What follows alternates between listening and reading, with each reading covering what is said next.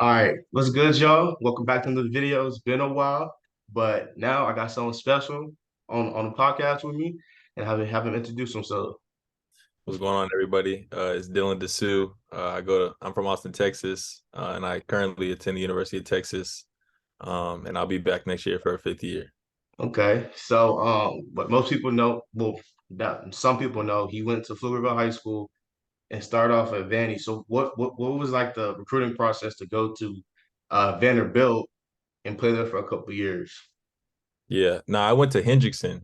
Oh, yeah, You, my bad. Here's my fault. My fault. My nah, fault. nah, you good. Nah, you good. Quick Road. Nah, that's that other school over there, man. Nah, we don't claim them. But the recruiting process for Vandy was cool.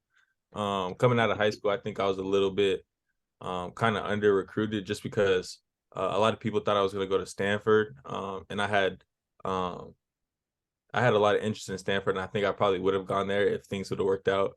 Um, Hmm. like they kind of ran out of scholarships right at the end of my junior summer, right before I was supposed to take a visit. So Hmm. I kind of had to like kind of figure out where I wanted to go after that, like really quickly, Hmm. just so I didn't kind of get left behind and end up not being able to go somewhere that I really liked. So I took a visit to Vanderbilt. I actually had a visit set up to go to SMU first, but Hmm. Vanderbilt really pushed for me to come there first because they knew that I really liked SMU as well. I used to be Coach Jankovic up there in Dallas, and I really liked Coach Jank and what they was doing, and they had put a lot of pros in the league. So um, I think Vandy was kind of worried that I would commit there if I had taken a visit there first. So they pushed up my timeline. And so I took a visit out there to Nashville. And it was Coach Drew at the time, and I fell in love with like the school, and the city and the coaching staff. And so I decided to commit to them that weekend. And So then at the end of the year, they ended up actually getting fired, and they brought in Coach Stackhouse. Hmm. Having been through the recruiting process once already, I didn't really want to go through it again. Um, so after Coach Stackhouse said that he would take me, then I decided I was going to go anyways. And it actually worked out well for me. I really liked Coach Stack, and the way that we played, and it worked out well for me because ended up at Texas, and which was my dream school in the end. Okay. So, of course, the recruiting process is kind of tricky, especially if you're like trying to just not getting used to it. So, like, what stood out the most from Vandy compared to like SMU and various other offers that you received? Yeah, for me personally, my family has always been academics first, school first. They really pushed me hard in that, especially my mom. So for me, Vandy stood out because they're called the Harvard of the South. Um, Hmm. it's like one of the hardest schools to get into. I think it has like a 4% acceptance rate.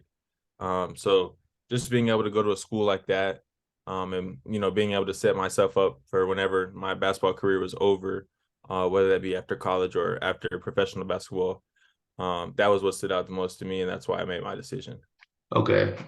So like, but no, most people know I always go into this for athletes who were pretty much close in age to me. So like, what was it like during COVID when COVID hit their sophomore year? So how did you deal with COVID and stuff like that? I know it was hard. Yeah, so COVID cut my freshman year short, um, like right at the end of the season. And so that was kind of it was weak. I didn't like it. But when I got home, I really enjoyed being home. A lot of people they didn't like quarantine. I really enjoyed it actually though, because I took like a good month off because the season. I mean, if you play college basketball, and anyone who hasn't played college basketball, like the season is grueling. Like the practices are 2.5, 3 hours long, um, 4 or 5 days a week, and you have two games the other 2 days of the week, and maybe one off day if you're lucky. Um, so that was tough for me personally. So I took that month off after my freshman year, and then after that I started working out, and it was like kind of like an introduction into what like professional basketball looks like in the off season because Mhm. you don't have no school, you don't have no other responsibilities. You just waking up, work out, and then just chill for the rest of the day, really. Okay, so playing in the SEC like includes teams like Kentucky and stuff like that. So what was it like playing in teams that you pretty much grew up watching, like Kentucky and et cetera? Yeah, I mean that was great. Honestly, that's one of another reason I kind of went to Vanderbilt is because I wanted to be able to play those teams. And I never got the chance to beat Kentucky, which kind of was which was a little bit upsetting. But it was great. I think I averaged a double double against Kentucky in my four times I Mhm. played them. I had a double double every time. And so being able to play on that stage against those teams and play well is just kind of like a dream come true. Especially in the moment. It was really fun. Okay. So as someone who's watched you play over the years, you had, of course, transferred to Texas. Of course, that's where you're at now. What led you to first enter the transfer portal and then transfer to Texas? Yeah, I mean, COVID kind of was tough, like playing during COVID because my family couldn't really travel to the games, um, and the arena was empty, which is not it's not the most fun, to play in an empty arena. Um, and then on top of that, we were a young team, so we weren't winning too many games, especially my first 2 years at Vanderbilt. So I think that coming back home, I gave myself just the opportunity and my family the opportunity to see me play, which was big for me. And also, it was my dream school. Like I said earlier, I just never got offered by Texas coming out of high school because they had a lot of guys in my position already. So it kind of was what it was at the time. And I also just wanted to be able to compete for a championship, which I actually got to this year. I actually won the Big 12 tournament, which was a lot of fun, and went to the Elite Eight. So I think all three of those like kind of goals of mine were kind of fulfilled, um, and that's ultimately the reason I transferred. So coming in, yeah, a couple years ago, playing with Coach Beard, I've heard he was he was pretty intense. So what was practice like playing, well, practicing with Coach Beard at that time? Yeah, I mean, yeah, it was intense for sure. Coach Beard's definitely a competitor, and he's always intense. So those practices were very competitive. I won't say too much, but it was ones on ones. It wasn't ones versus twos or anything like that. So every practice, could get a little chippy, depending on maybe somebody had a bad day and they weren't having it that day. So every practice was lively. I'll say that. Okay, so pretty much that whole team was a bunch of transfers, if not freshmen. So like, what was like the goal to bring all y'all together as one? Because everyone came from different schools, if not just came from high school. So what was it like trying to bring everybody together? Yeah, I mean, everybody for the most part, it seemed like came from schools that they were able to, put numbers up at, but didn't have the team success that they were looking for and able to play in the tournament and get to the next level. So I think that coming here, all of us were kind of like unselfish in the fact that we all wanted to win, Mhm. and so that's something that we all kind of agreed on when we decided to come together as a team. Um, and yeah, I mean that was really the gist of it. To be honest, we just all wanted to win and play unselfishly and be able to compete for a championship. And then a good group of those guys came back this last Mhm. year, and we actually got to accomplish that goal. Okay. So steering away from basketball into music a little bit, right? Okay, So what was like kind of like your pregame like music looking like? Would you have like a playlist or you just go with the flow? it really depended on like what was out at the time. At the beginning of the season, I was listening to a lot of SZA because she had just dropped her new tape. And SZA's tough. I love SZA. Um, but then what really like was probably my favorite thing to listen to was right before our second game against Baylor. Uh, I think it was like February 28th or something like that.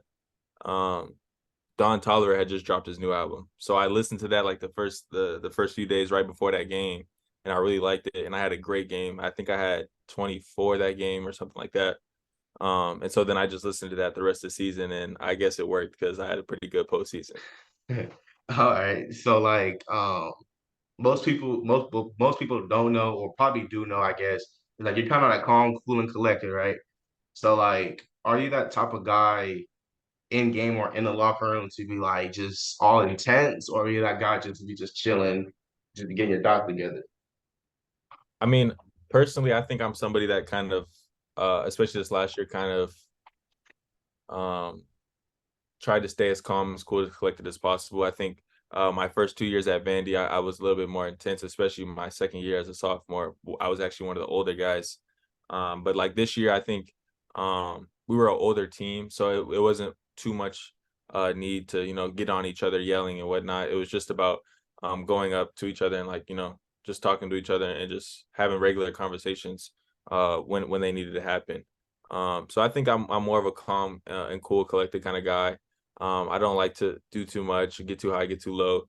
But there are times, whenever I make a big play or somebody on our team makes a big play that I'll scream and get excited. It just Okay. depends on the situation, though.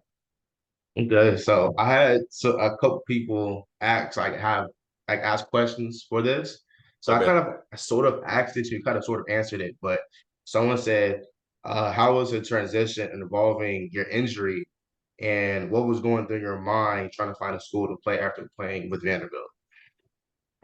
Yeah, I mean, after the injury, I really didn't think too much about the injury when I first entered the transfer portal.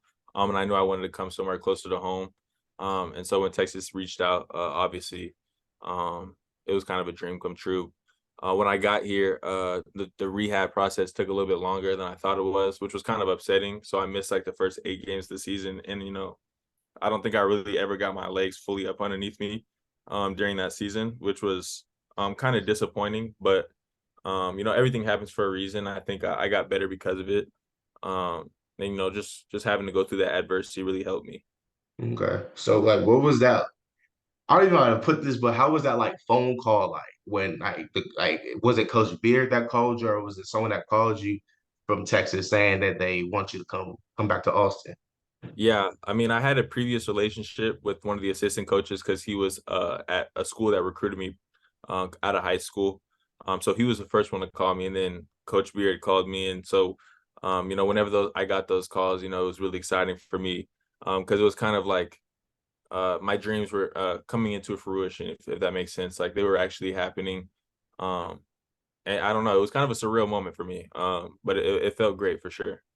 Okay. So comparing the SEC and the Big 12, Yeah. basketball wise first. So like what was the biggest difference basketball wise from the SEC playing at Vandy then coming to Texas in the Big 12? Yeah, I think the physicality in the Big 12 is probably the biggest thing. I mean, it's a lot of older dudes for sure. There's a lot of fourth and fifth year guys on the court, and so there is it's so physical out there, and the games are very taxing. Whereas the SEC is more faster pace, athleticism.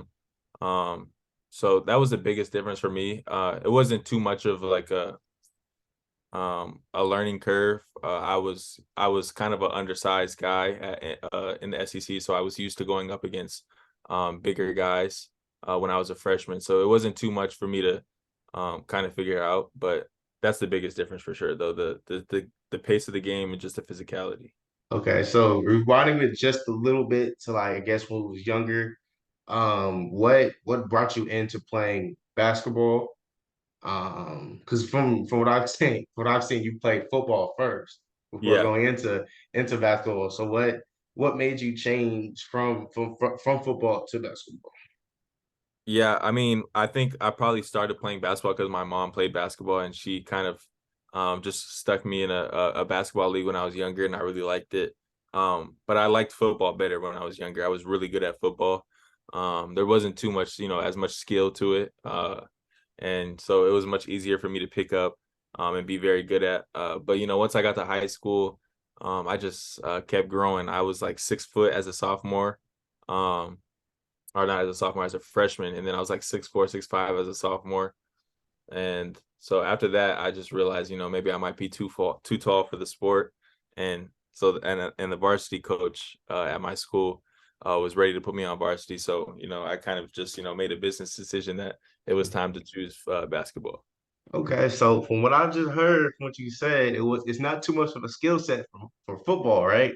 I mean, So, I'm not dissing football, but unless you're the quarterback, if you run fast and you jump high, I think you're solid. okay. So, do you think, say it was about 4 or 5 years ago, right? All right, Coach of the football team asks you, say, you line up and play receiver. Would you do it?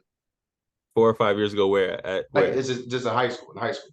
in high school and at varsity, I would have played. I would have played if you would have let me play varsity my sophomore year, then I might have played football for at least one more year. But they didn't.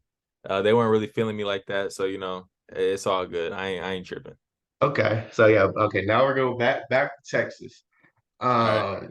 Hold on. I'm gonna edit this out 'cause I just forgot the question, Okay. but I'm gonna edit this part out. Okay. Yeah. With the injury, how are you dealing with these setbacks with your injury? It's a little bit touchy subject, but how are you dealing with the injury with the My setback? injury like on my a couple years ago. Yeah. Yeah, I mean, I think that injuries are just like kind of a part of the game. Mhm. I've been injured before when I was Mhm. younger, and so it wasn't anything I wasn't used to. Obviously, like missing the first couple games of the season wasn't fun, um, but that's kind of just part of it. And I just knew that I had to focus on my rehab and my process, so I could get back as soon as possible. And I think that's how most athletes approach it. Having been injured before, like I said, like I was already kind of used to it, so like it didn't really phase me. But maybe some other athletes that might not have been injured before seriously, they might could say something different about how it was more difficult for them. But for me, it was kind of business as usual, and trying to stick to that process of getting healthy through rehab. Okay, so what was like your motivation, and especially in the SEC, 'cause like you said, it's very fast paced, and the Big 12 is very physical. So like, what was like your motivation during rehab, and then also coming back into play? Yeah, I mean, my motivation was I was trying to get to the next level, and I still am, Hmm. of course. Leaving Vandy, I'm getting a lot of attention for possible NBA um, NBA looks in the future. So I was getting some attention, and so I wanted to kind of build on that in my next year. Obviously, the injury kind of set me back a little bit more than I thought it was going to, which was it sucked, but like I said, it's kind of just a part of the process. Um, and so I think the biggest motivation is just making it to the next level for me. Okay, so this next question is gonna talk about the shoes, which is kind of obvious in the back. So one, what's your favorite? Actually, yeah, start off with what's your favorite on-court shoes? What's your favorite on-court shoes? My favorite on-court shoes, like that I've ever worn, or the like that I like aesthetically. Yeah, you can say it aesthetically first. Aesthetically. I love Kobe's for sure. Mhm. I like I've actually started buying a lot of Kobe's. I like Kobe 11s, Kobe 9s, Kobe 8s, Kobe 5s. Um, 6s and 7s are nice as well. So I think Kobe's are probably like the nicest shoes. I love low tops, so um, I think Kobe did the low top the best, and I think he was one of the first ones to really get into that. So probably Kobe's for sure. And then the best shoe I've ever played in, honestly, is the PG2. Look, I just bought a pair. Hold up. So I Bad, just bad. bought these are the March Madness Paul George 2 that came out when I want to say a senior in high school. Um, Bro, these are the most comfortable shoe that I've ever played basketball in. I don't know what it is about it, but those shoes for sure are the most comfortable. All right. So now we're gonna transition to our off the court shoes. What are All the right. shoes you like to wear off the court? I like Jordans and Dunks, but uh I don't wear them a lot because I'm lazy. I don't like to, put too much on all the time. So I wear slides a lot. I got 3 pairs of Yeezy slides, some Uggs, and some what's it called? Some foam runners. But as for like Jordans, I think the one of these two, either the Bred 4 or the Military Black 4 are probably one of my favorite shoes. Just because they go with a lot of stuff, and I think especially the Bred 4 is a classic. Okay, I like that, man. I'm pretty sure any other sneaker would like that. So, let's see. What was like a pro basketball player or any players that you looked up to growing up from high school to college and just currently? My favorite player ever is got to be LeBron. Honestly, I remember I was at HEB when I was younger, and there was a game like at the customer service above their desk or something, and it was LeBron and the Cavaliers in like '07 or '08 or something like that, and they were playing the Lakers. And I don't know what it was about that. I think I actually ended up going home and turning that game on. And that's my first memory, honestly, of LeBron James. Um, Uh-huh. Definitely LeBron James. I mean, I think he's the GOAT. Um, Hmm. nobody's done it as good as long as LeBron. And I don't even think it's close. Okay. Since you brought that up, I want to see something. What's your top five all time? Top five all time. Um, I go Bron, MJ, uh, Kobe. Let's see the top five.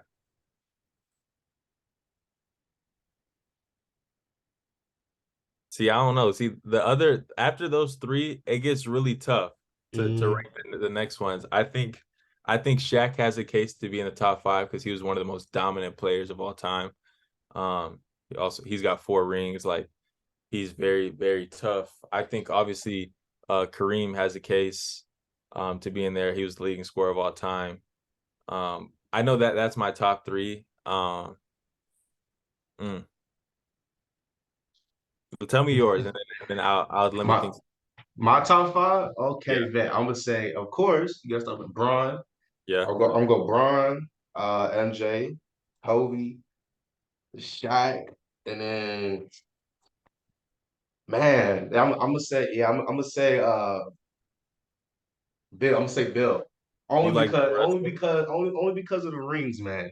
I can't give it to Bill Russell though, because he has 11 rings, but they had like 8 teams in the league. They were That playing is true. numbers. Like everybody had a day job. They just did the NBA stuff on the side. I can't. I don't know, man. Um, I think I think my fifth spot, if I had to choose,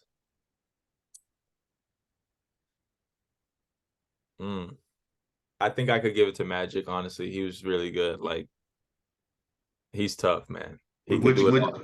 would you say he's the best point guard of all time, or would you pass that on to Steph? Steph's really good, man. I think Steph has him just for just the way Steph plays is just revolutionized the game. I mean, I don't know, man. I don't think any point guard can do what Steph does. And I think Hmm. Steph can do what a lot of point guards do. So I think Steph probably takes the cake as the best PG ever, but Magic definitely has a case. Okay. Okay. So growing up, this is gonna be a different question too. Of course, everybody who played basketball or currently playing basketball wants to play in NBA. So what would be your top five players you would want to play with right now? Of course, Definitely, nobody has actually thought of that, but yeah, no, somewhat definitely different. Bron. Hmm. I love to play with Bron. Curry, that would be another one to play with. Um, you talking about active players right now? Yeah, active. Uh, I'll Yeah, play with we I'll could play do with active and then past. I'll play with Jimmy Butler too. I think that he's a great player. And just the way I mean he just makes guys around him better, honestly. I think it really is it's gonna be point guards for me. Let me think who else would I play with? Um,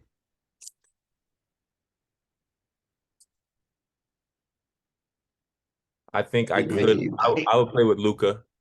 Hmm. For sure he's really good. I don't know how he makes guys better around him better. Um, I think the pick and roll with him or pick and pop would be good. Uh, who else do I like right now? Yeah, I like man, it's I so like many stars. I like what's his name? Oh, I'll play with Jokic. I'll play with Jokic because So Jokic is tough. Jokic. Yeah, Jokic is tough, man. He finds his teammates, man. I'll play with him for sure. Okay, so this question right here is kind of off your like off the perfect game. So I've heard plenty of different answers off the past 10, or actually nine, because I've done something else for my 10th one. So I've heard different ones. So like, who would you say you modeled your game after, if you had anybody you tried to Yeah, model I your game mean, after? we hear that question a lot as athletes, especially as basketball players. I don't specifically say I model my game after anyone. Um, yeah, I don't really model my game after anyone. I just always, I think when I was growing up, I always wanted to be a shooter, and my mom always told me, "You're too big. You're not going to be a shooter." And so, I kind of just like worked on my shot kind of despite her, and be a good shooter. So I think that I have a very versatile skill set. So I don't really like model my game after anyone specifically. I try to be really good at a lot of a couple things. Okay. So I think of course plenty of people have gotten this question. Would you ever like what is the advice you would give to yourself, your younger self? Like say like high school or middle school your self. It's the question I love asking. I would probably just make I have myself choose basketball sooner, honestly. I think if I would have chose basketball sooner, I would have been Mhm. even better. And I might even be in the league right now if that was the case. So that's probably the only thing is maybe like choose basketball sooner. But other than that, I think I wouldn't change anything that I did growing up or the route I took. So Okay. So this question right here is something that came up not too long ago. So it's something I would want you to think, right? What was your first humbling moment in basketball? in basketball Yeah, or in basketball. in basketball,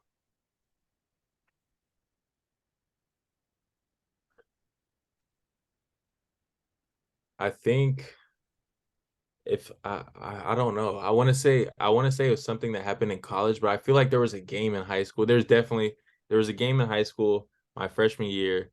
I think it was one of like the second or third games of the season. I was playing varsity and I was in there as like just a shooter. And I had a really good first couple of games, and I was shooting the ball really well. And then like there was this game where I went like 0 for 5 or 0 for 6 from three, and I was like, man, like I kind of suck. And so that was probably like my biggest, most like humbling moment. Um, but it pushed me to want to, become a better shooter and continue to shoot the ball, and shoot at a high clip. So that was probably the biggest thing for me. Is just going like 0 for 5 or 6 in the game. I remember exactly. It was at we were playing at Waco, not Waco Midway. I think it was Waco High. Um, and I'll never forget that game because it was embarrassing. Man, I know. I appreciate you, Dylan, for coming on and taking literally 30 minutes, 5 o'clock. So I appreciate you taking 30 minutes of your time to come down Of and course, sit down.